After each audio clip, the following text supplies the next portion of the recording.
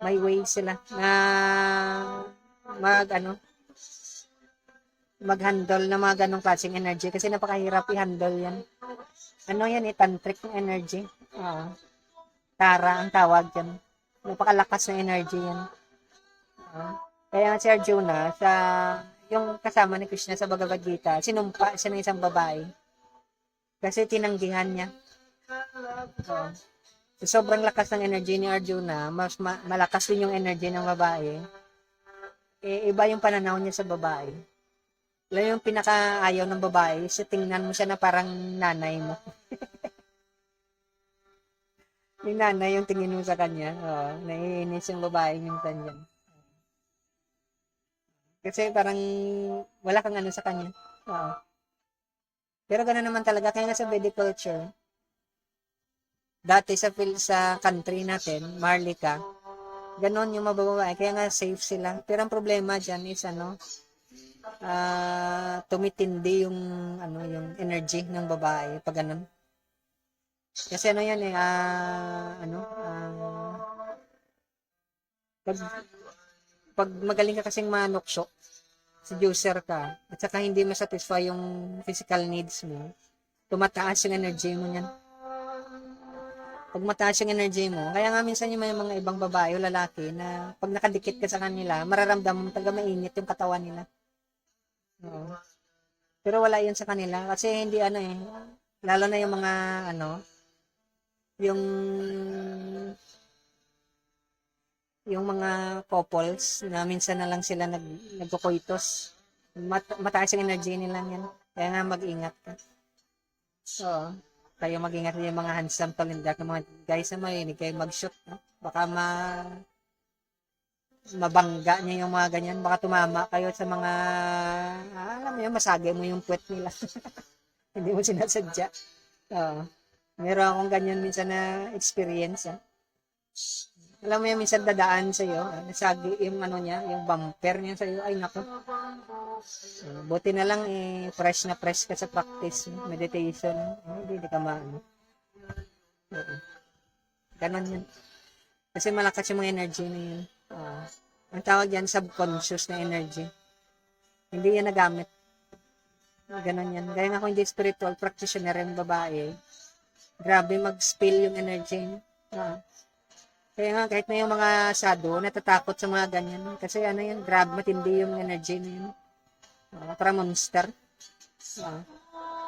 Nararamdaman mo talaga parang umaano, nananayo yung blahibo. Walang hiya.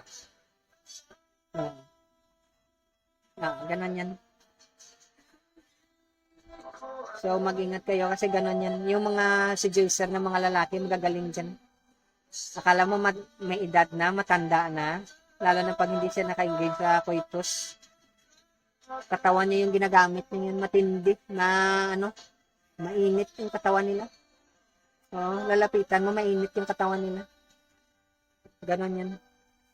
So kayo dyan, mga mamshi beses, ladies na natin matanda sa bata.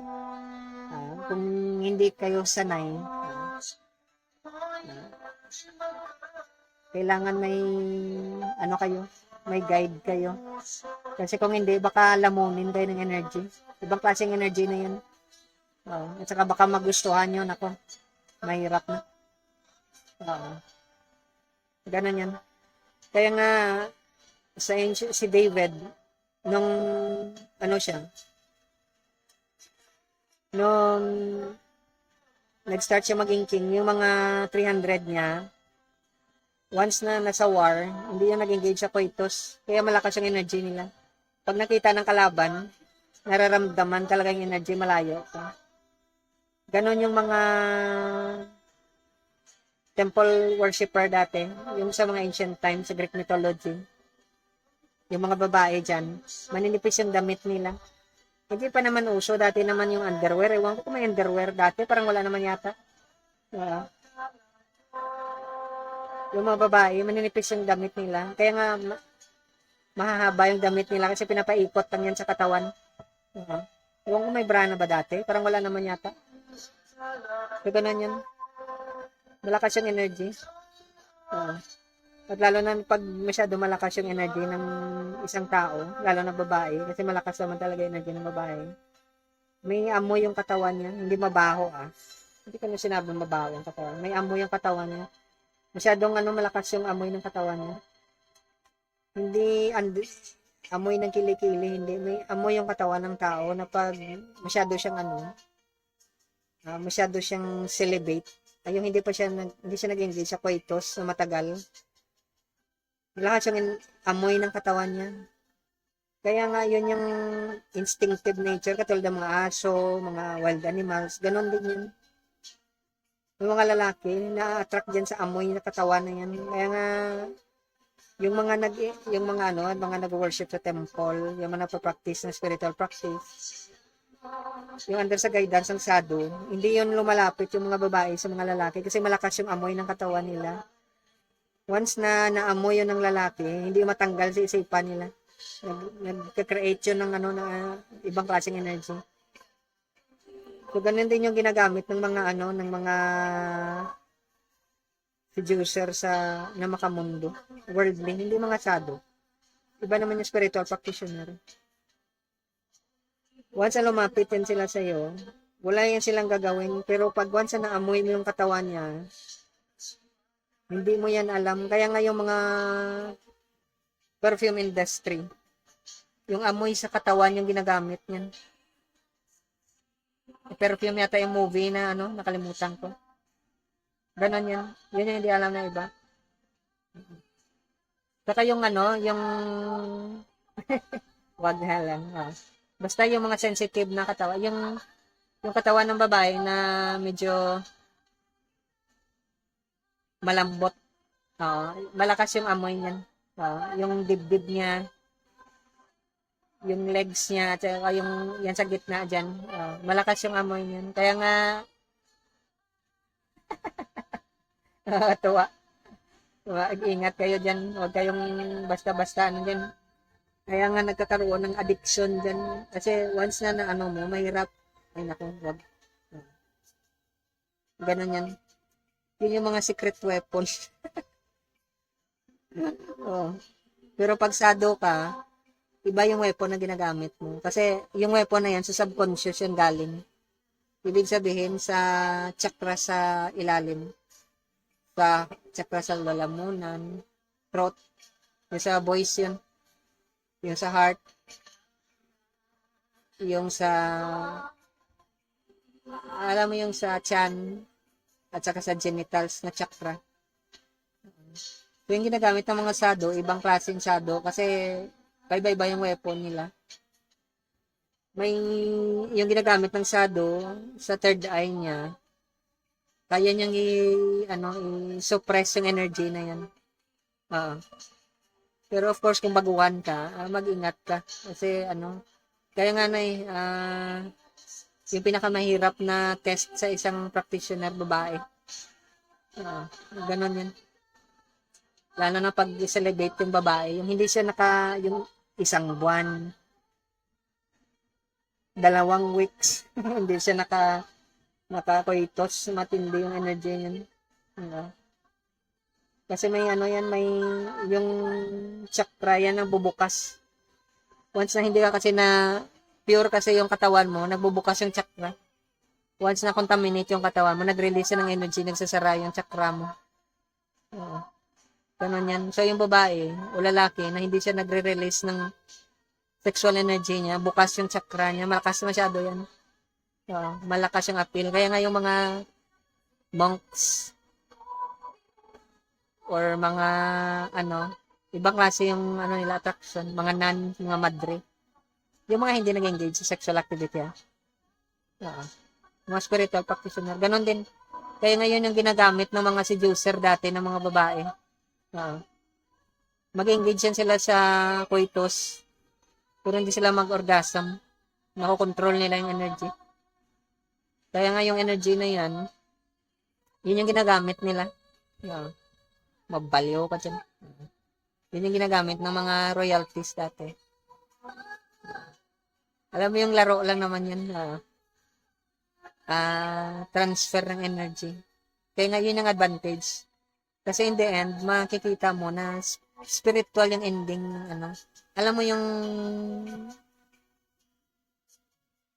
kahit saan ka, sa business, maybe sa politika siguro, maybe sa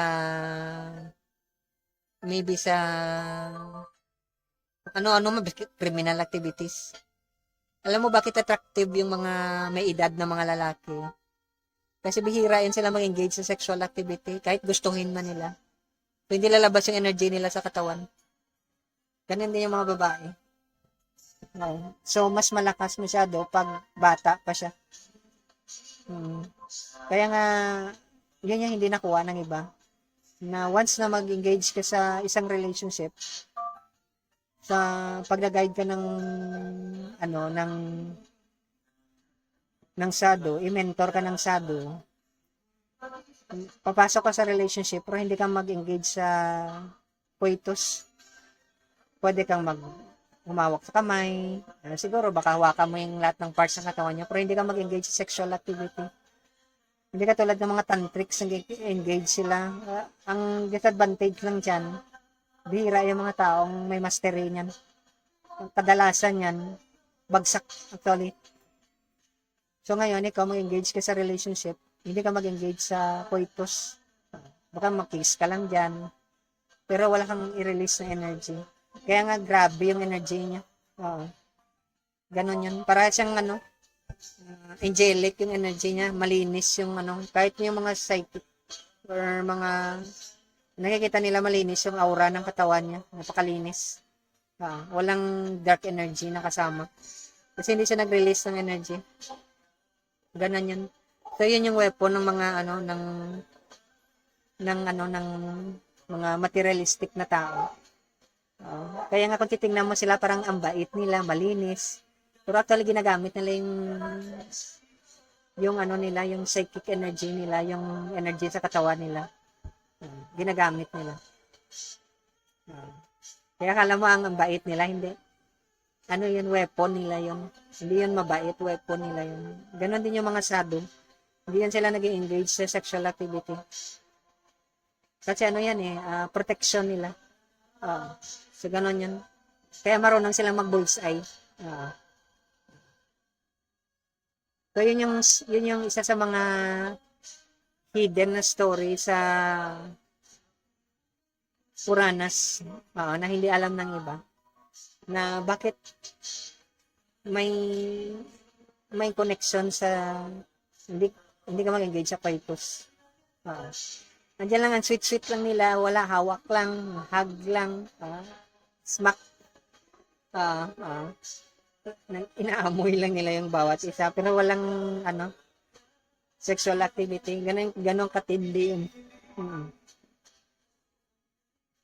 Kaya nga nababasa nila yung kilos ng ibang tao kasi wala silang ganun. Alam mo yung mga mahihilig sa may mga kahinaan sa sample na lang pera. Yung ikaw mahilig ka magbigay ng pera, wala kang pakialam sa pera, makikita mo talaga kung sino yung baliw sa pera. Ganon din yan. Yung mga baliw sa laman, baliw sa katawan ng isang tao, baka kating-kati na, ikaw wala ka niyan. So natutuwa ka kasi lumalabas agad automatic. Walang ganon. So ganon yan. Yun yung masarap na relationship actually. Yun yung type ng relationship na ini-encourage yung mga sado. Na may relationship ka pero walang physical na contact. Ganon yan. So, sa mga develop lang yan na tao. Pero ginagamit yan ng mga materialistic na tao. Lalo na mga politiko, ginagamit nila yan. Akala mo kaya nga yung iba dyan, hindi, nasisira yung career nila kasi natatali sila. Minsan sa babae, lalaki, may mga alam ko dyan. Nasisira, makikita mo talaga sa kanila, nasisira sila unti-unti. Yung refinement sa kanila nawawala. Hindi sila pino magdala. Magsalita, kumilos, nawawala sa kanila. Kasi ano yun eh, masyado silang nagre-release ng energy. Oo. So ngayon, yung in-encourage ng ano, ng mga sado, ganon. Kaya ngayon mga practitioner, ibang klase yung ano nila.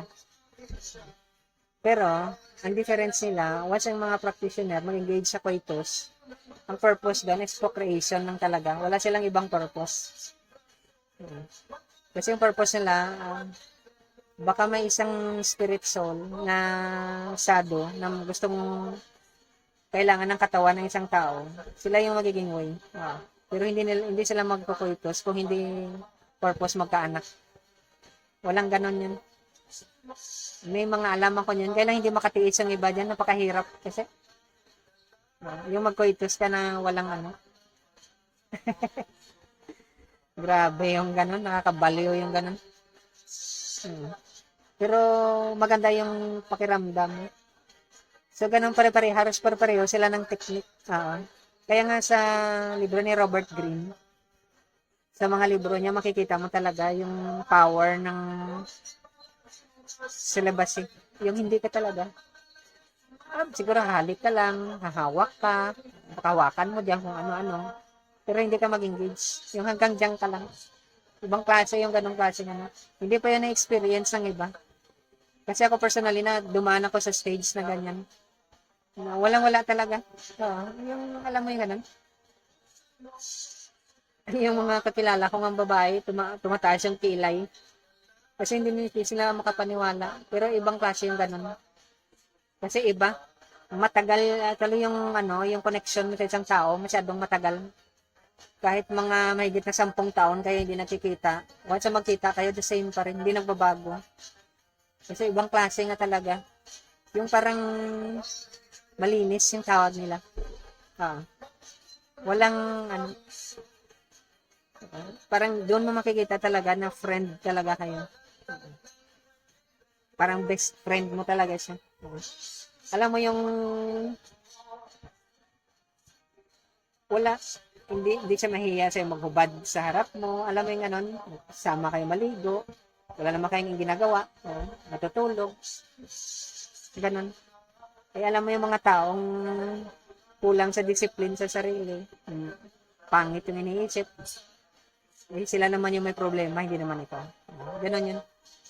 Yun yung point sa story ni isa sa mga king susi sa story ni Krishna. Sa life niya. Na wala siyang sexual activity. Na marami siyang babaeng kasama, walang sexual activity. Kaya nga ibang klaseng relationship na yan. Yun yung hindi nakuha ng iba. Na kasama mo yung babae, walang sexual activity. Ganon. May mga alam ako nun na aywan ko lang. Sana hindi niya marinig tong ganitong klaseng kwento. Alam mo yung ganon. Minsan akala ng iba masama, pero wala. Katuwa. Pero alam mo, gustong-gusto natin yung ganun. Pero ma-experience mo lang yun sa life na once na ginaguide ka ng sado. Kasi kung hindi ka guided ng sado, mahirapan ka, may tendency ka talaga na bumigay. Pero kung alam mo yung pag binigyan ka ng sado ng Surat Shabad, yung sweet melody, pag binuksan niya yung third eye, at saka natanim niya sa puso, talaga mag-stick talaga yun. May mga alaman kong ganyan na mahigit na 15 years hanggang malapit na lang yata 20 years. Wala talaga. Walang sa babae. Ibang klase yung nila. Kahit na mahiyain sila, grabe, parang alam mo, parang kang isda na binibingwit niya. Kasi ibang klase yung energy ng katawan niya. Parang gusto mong i-massage yung katawan niya. Ganon yun. Parang malambot na parang ang sarap mabango. Pero wala yan. Mayain. Ganon yun. Demure. Nakakatawa na yung ganon. Masaya yung ganon klase. Yun yung hindi na-experience ng mga tao na mga seducer sa sa material world na yung nakaka-experience lang yung mga spiritual practitioner. Yung bukas yung third eye nila. Kaya mas, yun yung sinasabi ng mga sadhu, na mga naging guro, na hindi mo maintindihan kung gaano kalalim yung experience na yan. Gaano katindi siya. Sa imagination mo lang siya nangyayari. Pero nangyayari yun. Ganon katindi. Kaya nga nakakatawa yung ganon. Alam mo yung gusto mo sana ganon lang. Yung parang bata lang kayo, lumaki lang yung katawan nyo para kayong mga bata, inosente. Ganon si story ni ni Sukadev. Si Sukadev Goswami, siya Atmaram, sadhu. Naglalakad siya sa forest. Yung may mga batis minsan dyan. Ang daming magagandang babae naliligo. Dadaan lang siya. Hindi, yung mga babae, hindi na tinatago yung katawan nila kasi alam nilang sadhu siya. Iba yung sa energy kasi ng sadhu. Pag tiningnan mo siya sa mata niya, walang malis siya yung niya. Iba yung kinang ng mata niya. May glitter kasi yung mata ng mga sadhu. Makikita mo talaga. Parang may aura yung energy yung mata niya na ibang klase. Yung mga lalaking mahihilig sa sa coitus, iba yung energy nila. Mararamdaman mo talaga parang lumulundag yung energy. Parang palaka, lumulundag papunta sa iyo. Ibang klase. So, ganun yan. So, ikaw kung babae ka, malalaman mo talaga. Kasi iba yung energy. Kaya nga, yun yung ginagamit. Gusto sana i-take advantage ng mga producer sa mundo. Kaya nga, ang dami nilang collection ng mga babae. At saka mga lalaki ng mga seducer ng babae. Alam mo yung mga babae, tanggapin mo man sa hindi, mahilig kang manokso. Kahit na hindi mo tanggapin, mahilig ka manokso. Lalaki ka babae. Kasi palundag-lundag yung relationship mo. Pero kung later ma-realize mo, mag-guide ka ng sadhu, matigil mo yan. Kasi mas masarap yung feeling na kahit na magkatabi kayo matulog, walang sexual activity. Hindi pa yun na-experience ng iba. Kaya kung sa mga adventure, kahit isa man lang isang beses, malang magabukan mo. Kasi kung wala, tatanda ka na lang, wala kayong kwento sa apo mo. Ganon yan. Wala ka kulang yung thrill, yung buhay mo. Ganon yan. Pero hindi yan for the sake sa thrill. Ganon lang talaga. Masarap yung ganong klaseng buhay. Kaya nga yung mga spiritual practitioner ng mga sadhu, hindi ko alam sa iba dyan, isang beses lang sila ma-engage sa coitus. So, kung isang beses, ibig sabihin, very strong sila. Pero, kung hindi very strong yung lalaki, at saka medyo ganon din yung babae, baka hindi naman isang beses, baka 3 beses sa isang buwan. Alam mo yung ganon. Ganon yan. Pero napakahirap ng ganon. Kasi, yung mga talagang rightly guided na talaga yung kayang gumawa ng ganun. Yung iba dyan, bagsak talaga yan. Pero alam mo, masarap yung ganung klaseng buhay. Kasi yung mga nakikita mo kung malakas yung determination mo, firm ka sa decision mo. Yung iba, hindi magawa nila yan. Mahirap. Masarap actually yung buhay kasi ako dati, nung nag-start ako, ganun din. Wala. Although na-attract ka sa babae, pero walang pumapasok na sa'yo. Kaya nga nakakatuwa minsan kasi pag nahawakan mo yung kamay ng babae, nag-iiba yung reaksyon niya. Pero wala kang wala sa'yo yun. Oo. Ganun yun. Kaya masarap nga yung feeling kasi parang alam mo yung normal na give and take lang. Parang out of this world. Ganun yan. Pero hindi, dati yan. Pero ngayon, siyempre naman, balik ka naman sa practice mo. Wala na yan. Kaya nga sabi ko, kung natikman mo yung Shabad, sweet melody. Yung melody na yan, ha, nalagay mo sa puso mo. Iba talaga. Kahit, ewan ko lang. Alam mo kung susubukan mo yung sarili mo, iba yung, hindi talaga iba. Mag-iisip ka ulit. Oo. Alam mo kahit na alam mo yung katulad sa professor namin, kahit mag-ano yung babae sa'yo, mag-iisip ka muna. Kasi pag inumpisahan mo yan, magsisisi ka rin sa bandang huli. Oo. Magsisisi ka. Yun yung ginagawa ng mga magagaling na seducer ng mga babae dati sa ancient times. Pinapatikim nila ng isang beses, tapos mahabang panahon na hindi na. Ganon yung ginagawa nila. So, yung mga sado, babae mo lalaki, hindi sila nag-engage sa ganon. So, nahihirapan yung mga ibang seducer sa kanila.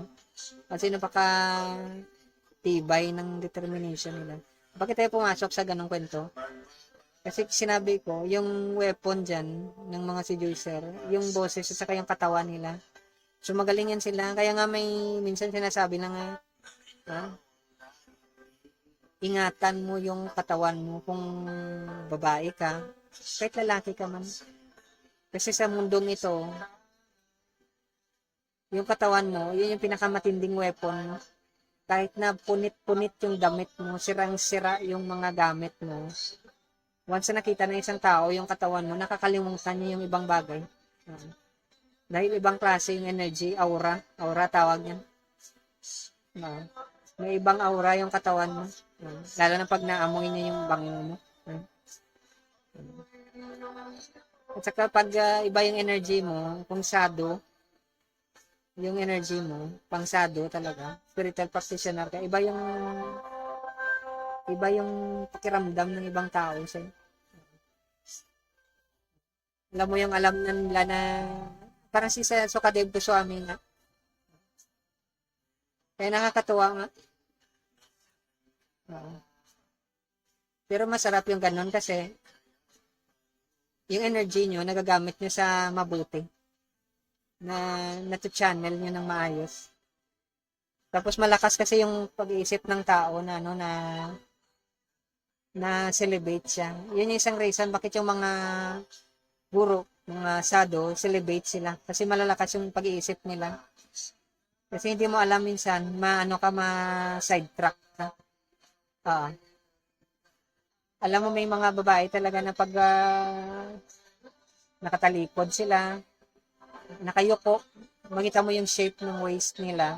Doon kasi lumalabas yung energy ng chakra na malakas. Iba kasi lang yung energy nila. Nakikita mo talaga pula yung lumalabas na energy. Ibang klase, parang magnet. Hinahatak ka. Parang gusto mong sampalin yung puti. Hindi. Totoo naman talaga yan. Malakas yung energy. Kaya nga kung ikaw hindi refine yung energy mo, ihahatakin ka ng energy niya. Kasi yung malakas yung energy na yung hindi niya ma-pull yung energy mo pag malinis yung energy mo. At saka gusto naman ng ibang tao talaga hindi masyadong mababa energy mo. Gusto nila mataas yung energy mo. Kaya nga yung mga taong masasama yung ugali nila, alam mo yung kulang sila sa hindi naman ibig sabihin na pero yung yung gumagamit ng mababang energy, nade-drain yung energy nila sa bandang huli. Nagkakasakit din sila. Ganon yan. So kayo, mga mamsi beses stage, pero ito matanda sa bata. Mga handsome, tall, and dark dyan, magaling mag-dribble. Ingatan nyo yung mag-spill over yung energy nyo. Kung hindi ka spiritual practitioner, bukas yung third eye mo, mahirapan ka. Kasi mag-spill over, tagay yung energy mo. Alam mo yung mga sabi nila, yung mga basketball player, ang dali-dali nilang makaano ng babae, at saka yung mga ibang may mga profession dyan. Kunting kalabit lang yan, kasi grabe yung energy nila. Alam minsan yung mga energy ng innocente yung energy, yun yung pinakamalakas. Kaya nga yung mga seducer ng mga magagaling, hindi yung papatol sa mga babaeng mahihilig sa coitus. Hindi yung papatol. Maghahanap yun ng Yung mga itig isang taon, hindi nakapag-coitus. Alam mo yung 6 months, isang taon. Yung hinahanap nila. Kaya nga kung ikaw, householder ka, at kabihira ka nag-engage sa coitus, ano ka, magiging target ka ng ano, ng mga seducer.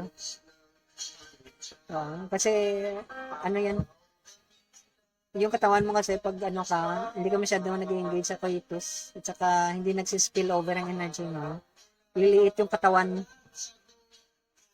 liliit. Yung mga babae na hindi nila nakokontrol yung sexual energy nila, lumalaki yung katawan yan. Yan yung hindi alam ng iba. Kasi sinusuppress ng katawan nila, pero yung practitioner na alam nila, lumiliit yung katawan nila. Ang problema dyan, baka pumutok bigla. So, ganun yan. So, maging maingat lang,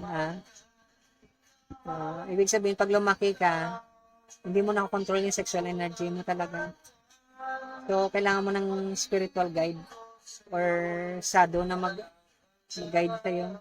Kasi kung hindi ka mag-guide, sasabog yung katawan mo yan. May mga alam mo ko yan. Sa sobrang pigil na pigil, biglang sumabog, patay kang bata. Alam mo, kahit sa public place, gagawin nila. Alam mo, isang ganun, naiiwan yung mga unleash nila. Ewan ko lang. Pero hindi ako naka-experience ng ganun. Alam ko lang sa iba. So, ganun yan. So, ito, warning lang sa inyo, mga mamshi, beshi, ladies in red, at yung matanda sa kumata. Ingatan nyo lang. Baka akala nyo kaya nyo yung mind ng tao. Yung matrix ng mundo na to, matindi siya. Tinitake advantage ng mga seducer. Yung mga magaling na seducer, alam nila yan. So, ikaw, para hindi ka maging biktima, anuhan mo na. Kasi once na hindi mo alam, magdi-drift ka. Ibig sabihin, para kang sa ilog, itatapon ka kahit na saan. Akala mo, kayang-kaya mo. Hindi mo kayang-kaya yan. Ibang klase yung mind ng tao.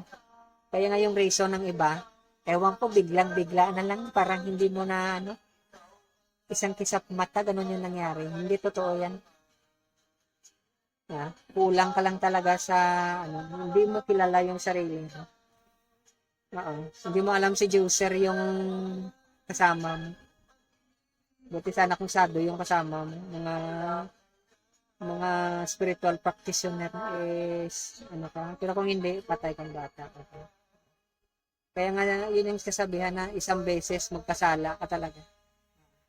Kasi pinapabayaan mo. Alam mo yung iinom ka, isang bottle lang naman bigla kang nagising ka, isang bottle lang naman, tapos na. Pero sa totoo lang, alam mo yung nangyayari. Ganun yan. May mga alam akong ganyan na yung reason nila, hindi nila alam, nakalimutan nila. Wag ha. Sa field ng clinical practice sa psychology, alam mo yan, kaya lang, hindi mo lang talaga mapigil. Kasi, pigil na pigil ka nga hindi mo alam kung paano. Alam mo yung galit na galit ka sa mundo. Naghanap ka lang ng paraan para sasabog ka, may sigawang ka, may sampalin ka. Yun yung hindi mo alam. So yung iba ginagamit nilang excuse yung ibang tao, pero sa totoo lang, wala na silang way. Kaya nga after dyan, sa experience mong yan, Ma'am si Beses, ladies and gentlemen, matanda ka, ma-depress ka, makakaramdam ka ng depression. Ganon yan. May mga tao pa naman masyadong religious, sila mas matindi yung epekto niya. Kaya nga alam mo yung iba nakakatuwa. Isang buwan pa lang, 3 buwan pa lang, 6 months pa lang. 6 months, so minsan 2 weeks pa lang sila naghiwalay ng karelasyon niya. Hindi sila nagsasama. May bago na naman. Ganon yan. Ganun. Yung mga sinasabi mong marilinis na relationship sa mga spiritual practitioner lang yan. Hindi mo yung makikita sa ganitong klaseng mundo. Napakahirap. Kasi may mga alam akong ganyan. Alam nila talaga. Hindi nila i-trade off yung practice nila sa ganun. Grabe yung pagsubok. Yung kapwa din nila. Kasi pag pareho ko yung practitioner, malalakas yung energy nyo. Hindi mo ka maiwasan. Pero hindi nila ipagpalit yung nila, yung discipline nila sa sarili nila. sa mga ganung klaseng bagay. Mas ba piliin nilang magtiis. Tiis-tiis lang muna. Oo, ganun yun. So, ganun. So, yan lang, may idea lang kayo. Tapos, balik tayo. Yung katawan kasi ng tao, kailangan mong i-modify yan kasi ang nagkakreate ka ng illusion. Ibig sabihin, fantasy sa mind ng isang tao. Kaya ikaw, kung medyo natural ka, mag-ingat ka. Kasi buti sana kung mga shadow yung kasama mo. Na alam ng shadow yung ano, yung limit niya. Iba kayong ibang tao na kung may naalala pa naman ako niya nagkwento sa akin. Siyempre mas matanda sa akin. Kwento nila, alam mo naman, silig sila, naninilip sila ng mga siksing babae daw. Nakakatawa yung mga ganun. Pero yung point yan is ano,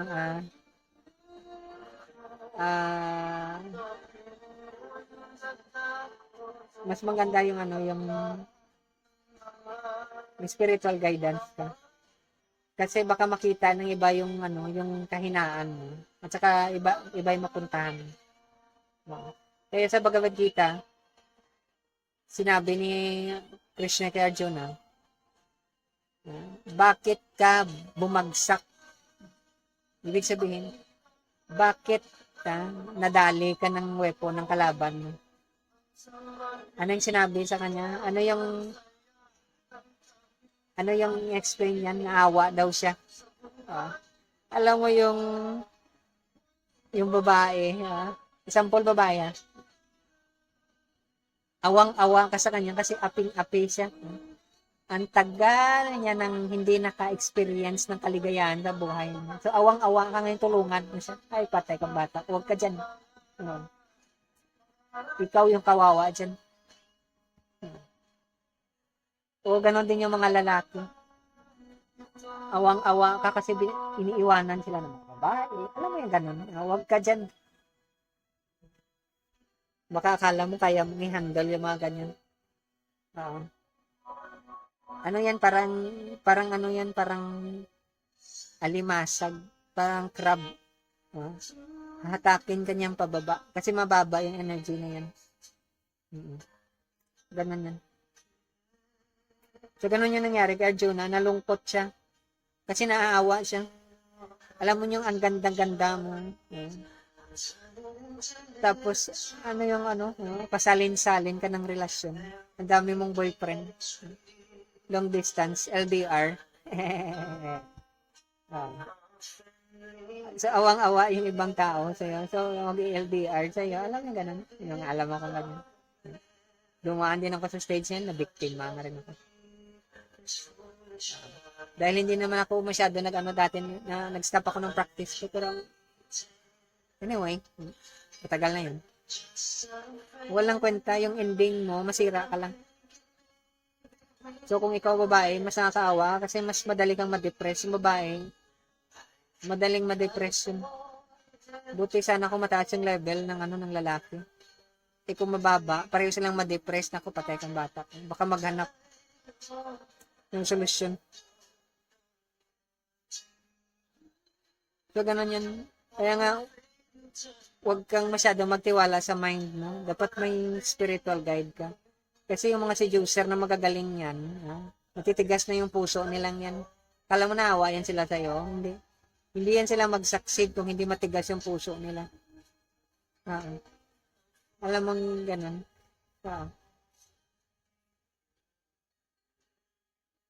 Kaya baliktad sila ng method ng mga shadow. Yung mga shadow, malambot yung puso nila. Pero pareho yan sila na hindi babagsak sa level nila. Ganon yan. So, yun yung ko lang, kasi sa Bhagavad Gita, ganon yan. Yung weakness kasi natin, titingnan natin yung katawan ng isang tao. Ano nangyayari sa katawan niya? Alam mo, may sugat siya, malambot yung katawan niya, mahinhin, laging sad, alam mo yung ganon. alam mo yung hindi siya happy sa life niya. Hindi siya contented sa kung ano-ano man yan. Naawa ka. Oo. Kung yung si Juicer na materialist yung kaharap mo niyan, patay kang bata ka. Magiging slave ka. Kung spiritual practitioner naman yung kaharap mo ah, na si Juicer or ang tawag natin yung mga galing ding manukso. Ihahatid ka niya sa mataas na level para maintindihan mo bakit ganyan yung sitwasyon. Para mawala yung mo. Ikaw mismo alam mo kung ano yung mangyayari sa'yo. Pero bihira yung ganong katalino ngayong panahon. Yung iba dyan, balik-balik, ikot-ikot nga. Papasok ka sa relationship. Same pa rin yung nangyayari. Pera, pagkain, sama-sama kayo. Coitus, pabagsak ka. Balik ka na naman sa itaas. Bagsak ka. Honeymoon effect na yung tawag nila dyan. Pero sa mga sado, hindi. Iba yung nila. Hindi pwedeng bumalik ka sa dati. Dapat dito ka sa isang relationship na hindi ka na babagsak ulit. Hindi ka babalik sa ilalim. Dapat paakyat ka ng paakyat. Kaya nga minsan nga wala talagang walang Kaya nga may regulation sa spiritual practice para sa mga baguhan na kahit na may relationship ka, walang coitus na mangyayari. Yung mga masyadong advanced talaga na practitioner, mag-engage na sa coitus kung gusto na magkaanak. Ganon lang yan. Yung concession na once a month, para lang yun sa mga hindi talaga makatiis. Pero sa mga mataas sa level, mga utama sabi ko, yung first class na mga practitioner, hindi yung mag-engage sa coitus na hindi lang na hindi magkaanak yung purpose. Kung purpose hindi magkaanak, hindi yung mag-engage sa coitus. Ganun yan. Kaya nga ibang klase yung energy. Kaya maintindihan mo bakit yung mga images minsan sa spiritual practice very attractive sila kasi wala kang kamunduhan sa balat. Ibang klase pag tiningnan mo. Kaya nga yung babae, pag tiningnan mo yung katawan niya, iba yung nakikita mo. Yung lalaki, pag tiningnan mo yung katawan niya, iba yung nakikita mo. Pero pag medyo materialist, iba yung nakikita nila. Kung practitioner, iba yung nakikita. Kaya magkaiba. Diba? Ako personally, pag nakakita ko ng katawan ng babae, art na iisip ko eh. Ay, ang ganda pala ng shape ng katawan, no? Very artistic pala. Very, alam mo pag pinortrait mo to, ginawa mong painting, napakaganda tingnan. Alam mo yung gano'n yun ang iisip mo. Hindi mo naiisip na, ano kaya to pag hindi gano'n. Diba yung naiisip na, ay, ang galing pala, no? Ang ganda pala ng ganito. Alam mo yung naamoy mo, ang bango-bango pala. Parang ganun. Iba yung naisip mo, yung hindi nagtitrigger yung mo, lower energy mo. Iba yung nakikita mo. Ganun yun. Minsan may mga ganun eh. Alam mo yung naglalakad ka minsan ng lawak-lawak ng malapad yung daan, biglang tinamaan ng bumper ng babae yan. Ay nako. Ano ba yan? Ang ng daan? Natamaan ka pa. Alam mo naman yung mahina ka pa naman minsan maglakad. Ano yung ganun? Minsan ikaw pa yung yayain ng babae. Nakakatuwa yung ganun. Sobrang naive ka, hindi mo naintindihan. Alam mo yung ganun. Nakakatuwa yung ganun minsan. Nakakatuwa nga. Nagkakausap kayo ng babae, nakapanty lang. Nakakatuwa. Pag nagpa-practice ka, hindi ka ganun. Pero pag bumagsak ka, talagang mapapasok siya sa isipan mo yung pangit na thoughts. Kasi dumaan din ako sa stage na yun. Pero mas maganda talaga yung practitioner ka. Kasi hindi ka mag-regret sa buhay mo. Alam mo yung masaya ka. Masaya ka na masarap yung tulog mo. Ganun yun. So, ganun yun. At saka pag tinignan mo yung painting ni Radha, ni Krishna, napaka-sweet. Masarap tingnan. Yung mga saints, pag tinignan mo sila, masarap tingnan. Kasi nararamdaman mo talaga yung pakiramdam na, alam mo yung wala kang ano. So, yung weapon mo matindi. Kasi imbes na babagsak ka, kaya mong iangat yung consciousness ng isang tao na hindi yan. There is something more pa. May isa pang masarap na bagay na hindi mo pa natikman. Na pag nasubukan mo, hindi ka magsisisi. Parang ganun yung, ganun yung klase ng ano. Alam mo yung mga parang old world pa na pag-iisip. Yung mga tao pa dati na parang ang bait-bait pa ng mga tao. Ganun. Okay, yun lang. Kasi sa verse yun sa Bhagavad Gita. Ang pakiramdam mo, awa. Awa yung ano mo, mercy or compassion. Yung nararamdaman mo sa isang tao. Pero actually, ano yun, last ang tawag nila. Gusto mo lang talagang tikman, subukan. Ganun talaga yung ano, pero hindi ganun. Kaya nga yung sinasabi ko, maghanap kayo ng guidance ng isang sabo. I-take advantage na habang bata pa kayo. Kasi pag tumanda ka na, mahirap baguhin yung ugali. Alam mo yung, kahit na sampol yung pagmumura, mahirap tanggalin yan. Kami dati sa school, ganun. Alam mo yung walang word na walang mura. Isang word, mura. Isang word, mura. Isang word, mura. Mag-umpisa, bago ka mag-umpisa ng word, may mura. Ganun yun. Pero later on, wala na. Parang hindi mo nga ma-imagine bakit ka nagmumura. Ganun yun. So, ganun yun sa practice. Yun yung masarap na buhay na hindi na-experience ng iba. Yung pagiging, yung malinis. Masarap yung ganong klaseng buhay. Pagbaguhan ka pa, medyo napakahirap.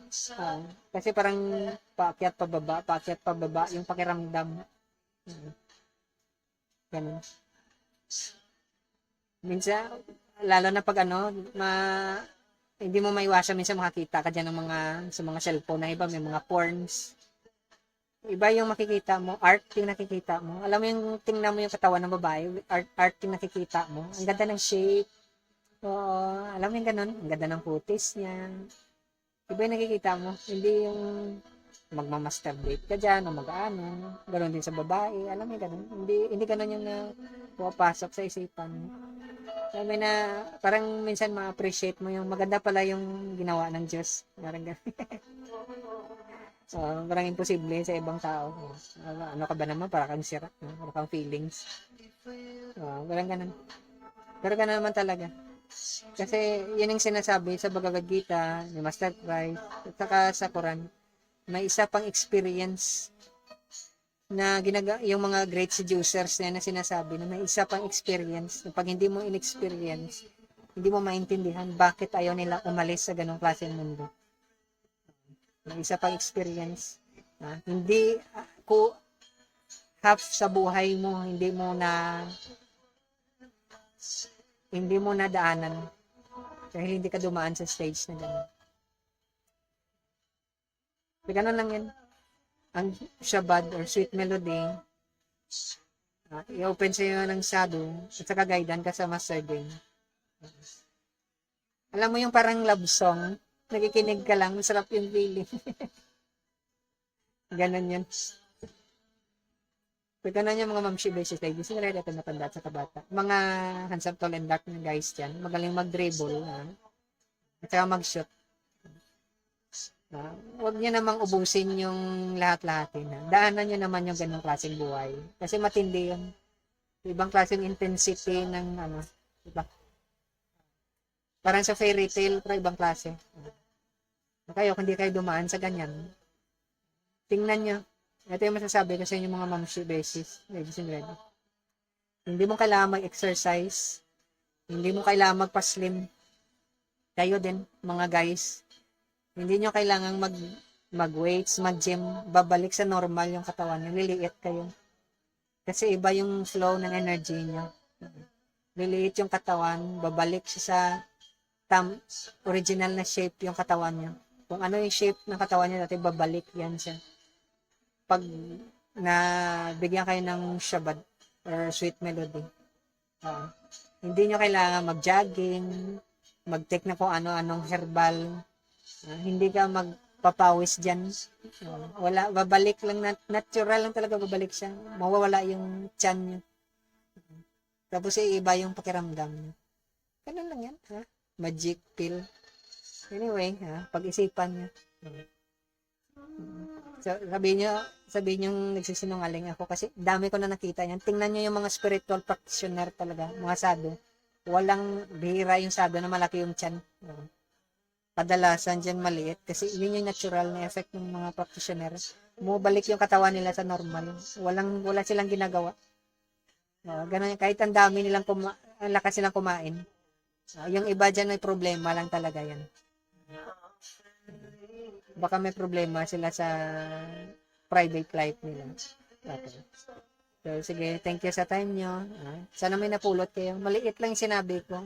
Yung tungkol sa special na way ng mga materialistic at saka sa mga sadhu. At saka yung tungkol sa i-normalize yung health mo at saka yung shape ng katawan mo. Wala kang gagawin na iba. Babalik lang talaga siya sa normal. Okay. Thank you sa time nyo. I hope so may napulot kayo. Dagdagan na lang natin sa mga susunod na week. Uli week siguro, ibahin natin yung topic natin. Thank you sa time nyo. Nasa mabuti lang tayo. Thank you. Bye-bye.